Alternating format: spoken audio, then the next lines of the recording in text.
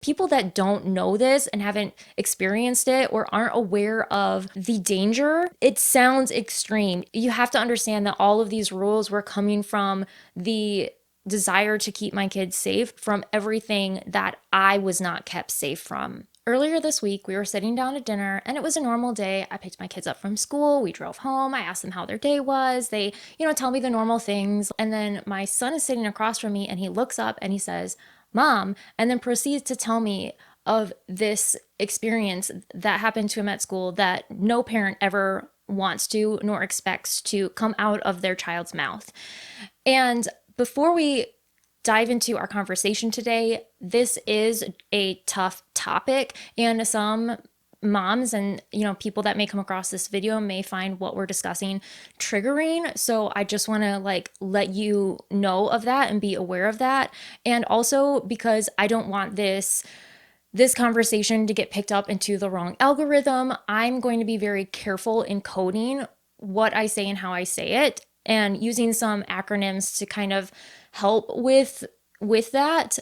So if you have any kids listening in the background, since we are moms, this may be a conversation that you want to wait to have either with earphones or without kids around. With that, we need to talk about how to keep our kids safe in today's world. So there were several things that we did prior to them even being babies, not prior to being babies, but when they were babies and through the toddler age that we did to help keep them safe that I want to talk about, as well as things that we did with them before the incident at school took place, and how I think that really gave my son knowledge just to know how to react and how to handle the situation and to communicate that situation occurred to us. So before I get into some more of those details and how we are choosing to approach the situation, I think you need to understand first where I'm coming from. I recall very distinctly my mom told all of us to pack up our things and that we were going to our grandparents' house,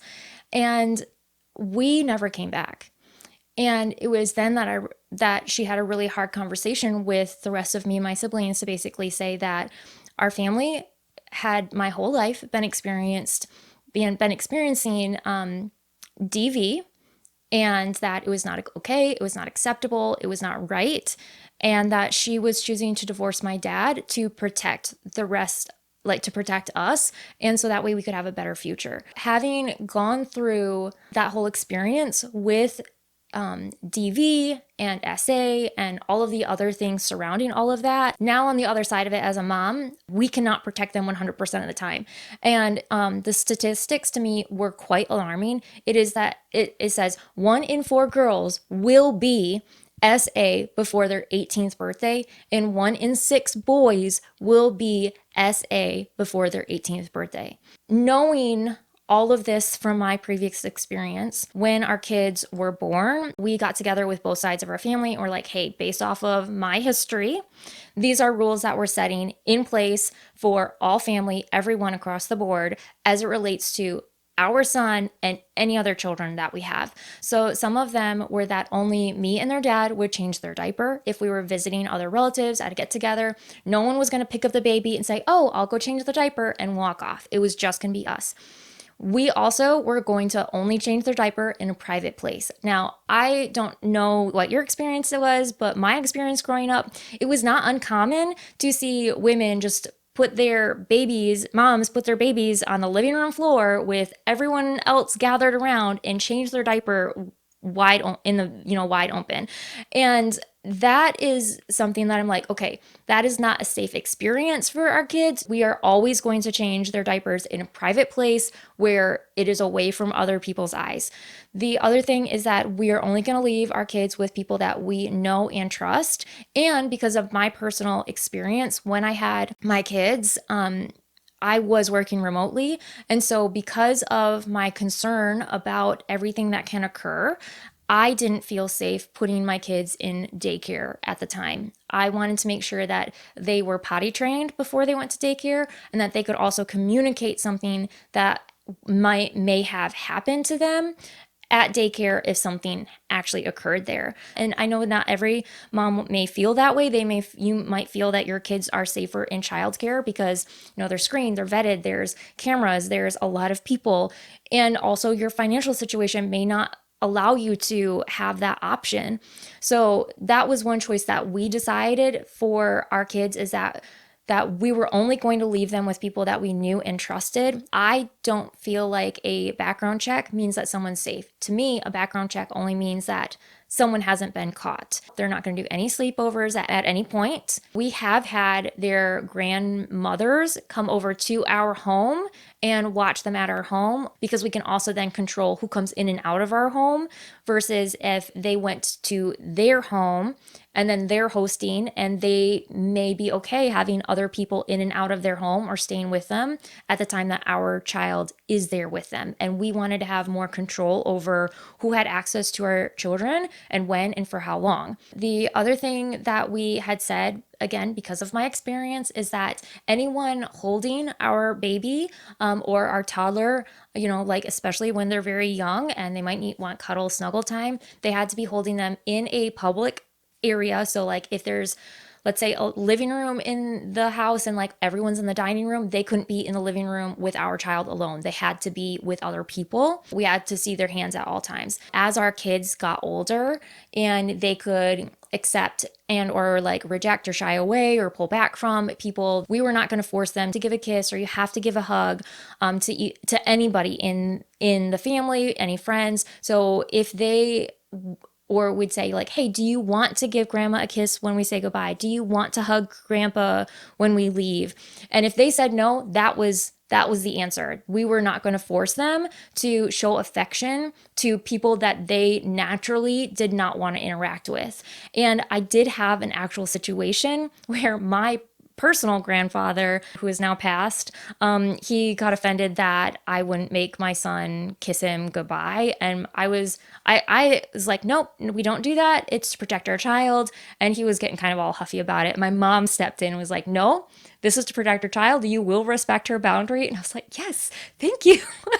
So there as a mom and as a parent, we want to protect our children. But when we set up these boundaries, especially for people that do not understand why we're setting these boundaries and why we're trying to keep our kids safe, because people that don't know this and haven't experienced it or aren't aware of the danger, it sounds extreme. You have to understand that all of these rules were coming from the desire to keep my kids safe from everything that I was not kept safe from. We had decided that no one was going to have permission to share our baby's photo on social media and no information about our kids unless we first okayed it.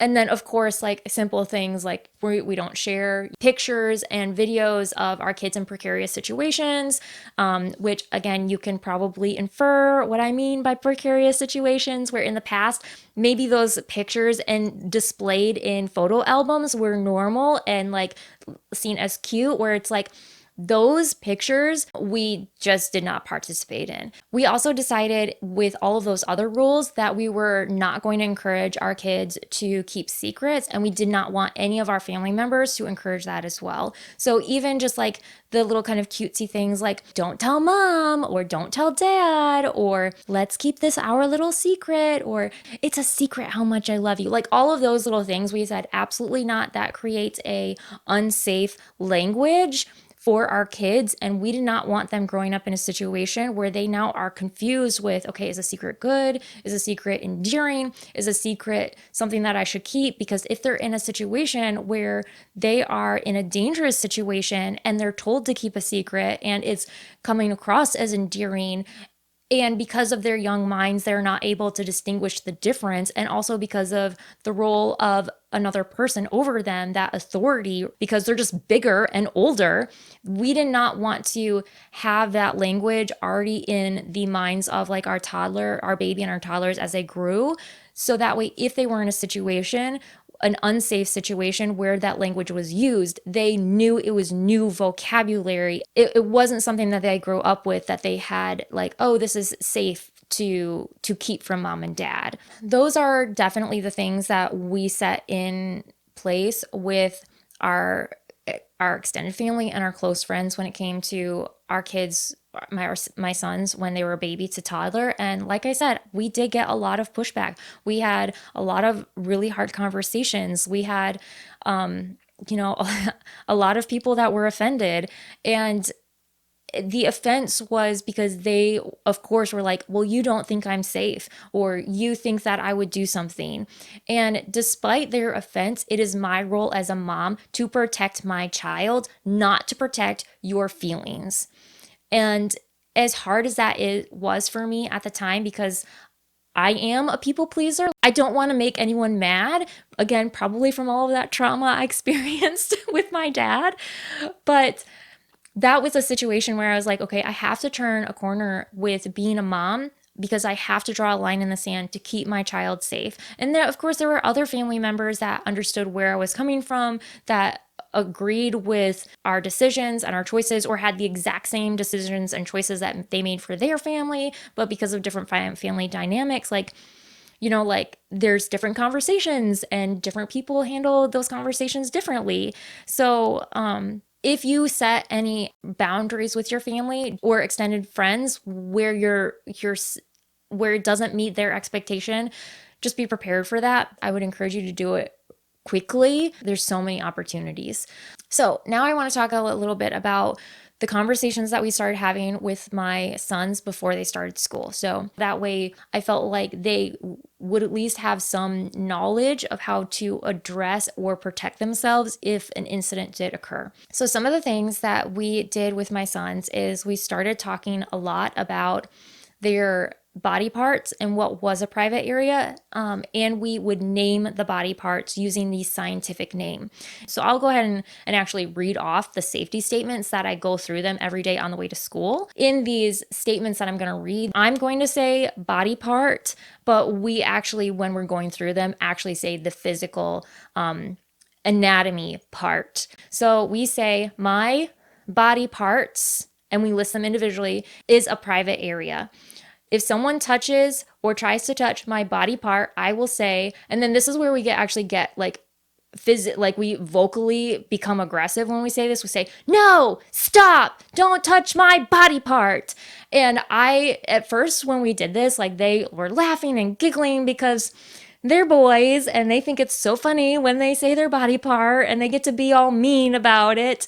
But I think it's really important on a fairly daily basis. It gets it into their body, it gets it into their mentality. Even if you don't have confidence that they would be able to implement these things, by doing it repetitiously, it's going to build confidence in them that then they automatically know what to do next if something were to happen. So that's what we're trying to do. What I'm trying to do with these safety statements is to give them a pattern of actions to do when they end up in this situation, because 1 in 6 boys will experience SA by their 18th birthday.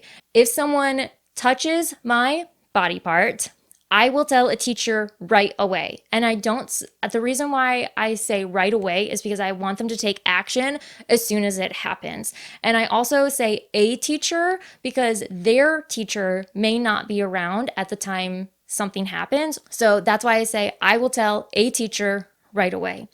If someone touches my body part, I will tell my mom and dad right away. The next one we say is my underwear covers my private areas, so I will keep my underwear private. If I need to touch then we list the body parts, I will go to a private area like a bathroom. I will not keep secrets from my mom or my dad. If someone asks me to keep a secret, I will tell my mom and dad right away. If you have any other ones that you think would be really good to say, I would love if you would drop them in the comments, because these have kind of changed and I've added to them as I've thought of like, oh, if this situation happens, if that situation happens, like saying a teacher instead of my teacher, and I will tell my mom and dad right away, and I will tell my teacher right away. Those things have been added as I've thought through like more possibilities of what could occur and what is the action that I want my sons to take if that were to occur. Something that I think that it's important for us as moms to keep in mind, that sometimes it's hard with kids to get the full details after some amount of time has passed. From my whole experience being going through what I experienced with my dad and the investigation against him, and they did determine that he was guilty. But when I was interviewed for building a case against him, it was all open-ended questions like what happened, like where were you, all those things. And when there's so much history there, it can be really confusing to answer all of that stuff. But from my own experience being interviewed for stuff like that, I knew how important it was to ask open-ended questions with my son. So if you are ever in a situation with your child and they tell you something, the thing that I would recommend, which I didn't have the forethought to do this, is I would actually open your audio recorder or open your phone or something. Don't videotape your child because then that can be intimidating, but have it open so it's recording what they're saying, and then ask them open-ended questions like, what happened? Where were you? Who were you with? What did they do? All of those questions where you are giving them an opportunity to explain more, where you're not inserting words by prompting, is going to help with any investigation. So it's a lot easier, I think, on kids if they don't have their parents like saying like, oh, was it this or was it that? Because then that's really confusing for them to try and like think through what happened in their mind. And again, their memories are so, like, memories are weird when you're kids. And also when something traumatic happens, again, speaking from my own experience, depending on how traumatic the experience is, your brain will black out some details to protect you. And there's also my own experience where I'm like, I think there was a lot more that happened that I don't remember, because my body will be triggered in certain situations that I'm like, why did I just act that way? And it's a trauma response. So yeah, that would be my suggestion, is if you are interviewing your child, if they say something has happened, I would ask open-ended questions, record it. So that can be another resource too. Despite it being really hard and challenging, is really important for us to be aware. And that statistic of 1 in 4 girls and 1 in 6 boys is far too high, that we need to make sure that we're giving our kids resources to keep them safe, but also be able to know what to do and how to communicate when something happens. Because unfortunately, the reality is that something like this has a high probability of happening to them. And I never thought that I'd be sitting across from my son like 3 weeks after school and this be something that he's telling me. I just want to pause here and acknowledge that there are different levels of severity when it comes to situations like this. And as parents, our goal is always to keep our kids safe. My initial response is to assume the worst and then move forward from there. We were really pleased with how the school responded. They did investigate the incident and feel confident that our son is safe to return to school. If we didn't feel that way, he just wouldn't be going back to school. And I know some people may brush off certain behaviors or think that I'm overreacting, but for me, I'm always going to lean on the side of caution, because sometimes the aggressor may also be a victim in another part of their life. And part of my responsibility in this whole experience is to make sure that the right people are aware. That way, everyone, including my son, can also be protected. If you have made it to this point in our conversation, I think that this is such an important information to get out to other parents, other moms. If you have any other suggestions or any questions or anything else that you have from your own experience that can help keep kids safe, then I would love if you would help us to continue this conversation in the comments. This is not normally what we talk about. Normally here we talk about questions from moms on behalf of moms. So I'll link up one that YouTube thinks that you might enjoy next.